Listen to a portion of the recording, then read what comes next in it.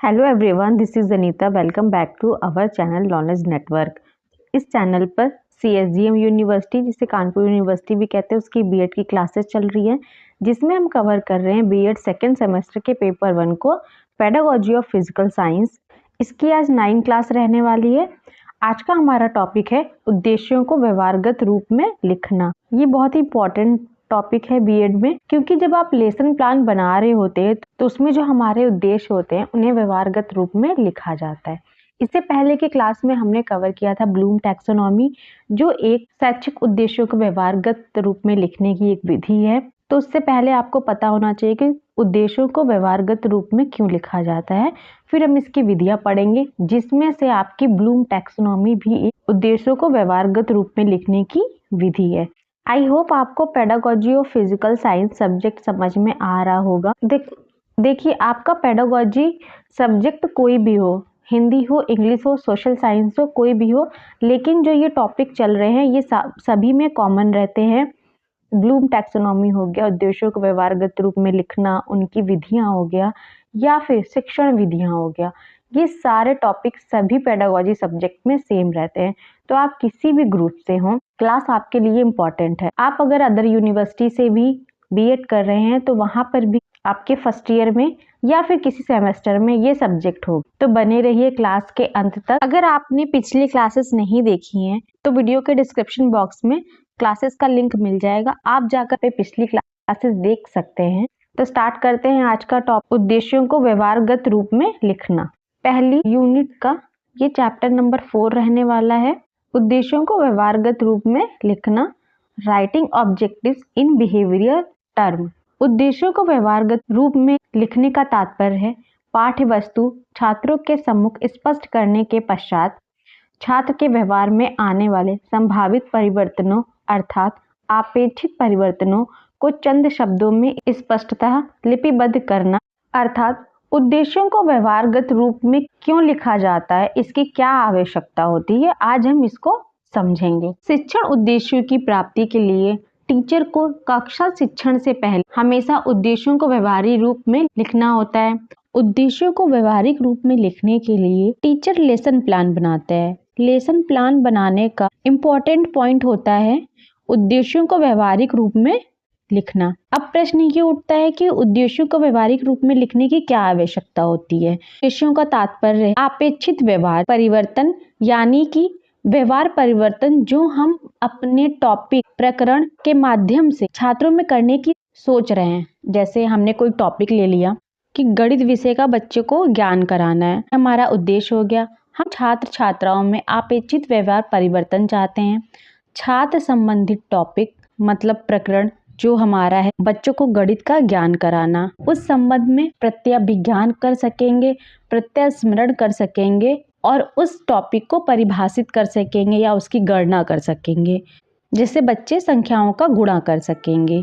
तो इस तरह यहाँ पे जो उद्देश्य होते हैं उस उद्देश्यों को व्यवहारिक रूप में लिखा जाता है और छात्र छात्राओं से आशा की जाती है कि जब हम पाठ योजना को क्लासरूम में पढ़ा रहे हैं या प्रेजेंट कर रहे हैं तो छात्र में क्या अपेक्षित व्यवहारगत परिवर्तन होंगे, छात्र क्या क्या अधिगम करेंगे, और इन सब उद्देश्यों को व्यवहारिक रूप में लिखा जाता है। अब हमने समझ लिया उद्देश्यों को व्यवहारिक रूप में लिखने की क्या आवश्यकता होती है।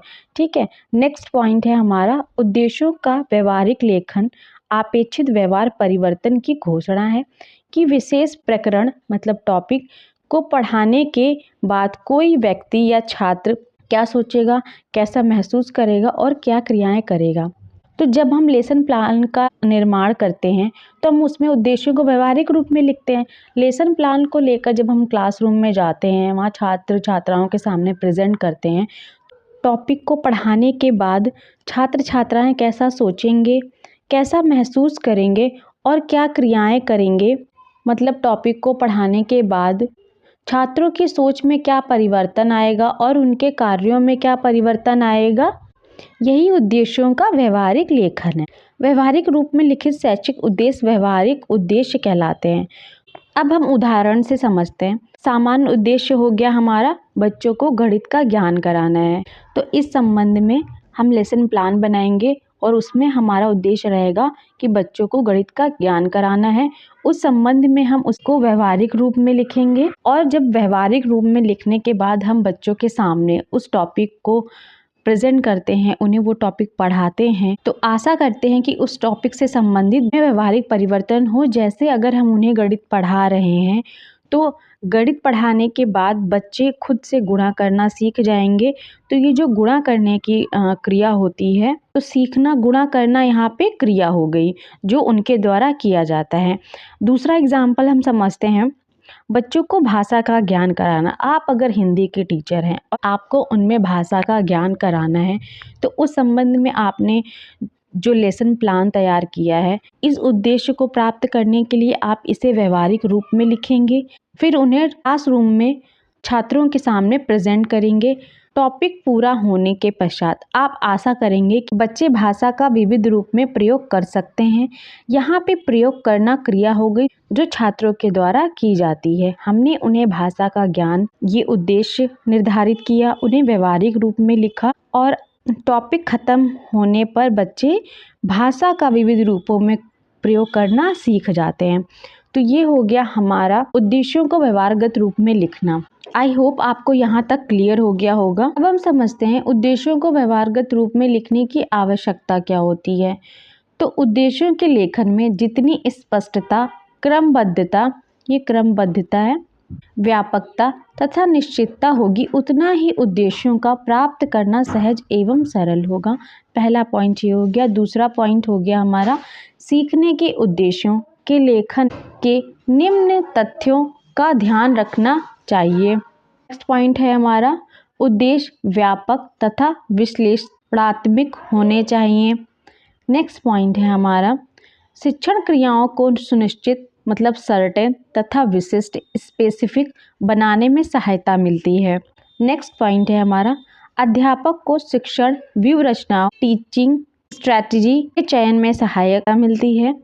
उद्देश्यों की सहायता से अधिगम अनुभवों की विशेषताओं को निर्धारित किया जाता है। नेक्स्ट पॉइंट है हमारा, इनकी सहायता से मूल्यांकन एवं मापन संभव हो जाता है। नेक्स्ट पॉइंट है, यह प्रशिक्षण के लिए प्रश्नों के चयन में सहायक है। नेक्स्ट पॉइंट है, इनकी सहायता से शिक्षण एवं अधिगम प्रक्रिया संतुलित बनी रहती है। नेक्स्ट पॉइंट है, श्रव्य दृश्य सामग्री ऑडियो विजुअल एड्स के चयन में सहायता प्रदान करता है। नेक्स्ट पॉइंट है, व्यवहार के सभी पक्षों से संबंधित उद्देश्यों की प्राप्ति के लिए परीक्षा की व्यवस्था करने में सहायक है।